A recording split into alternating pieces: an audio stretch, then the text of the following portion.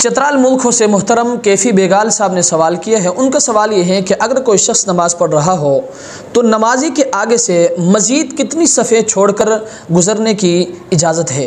तो याद रखें, मसला ये है कि नमाजी के आगे से छोटी मस्जिद या छोटे मकान में गुज़रना बिल्कुल जायज़ नहीं है जब तक कि उसके आगे कोई सुतरा ना हो।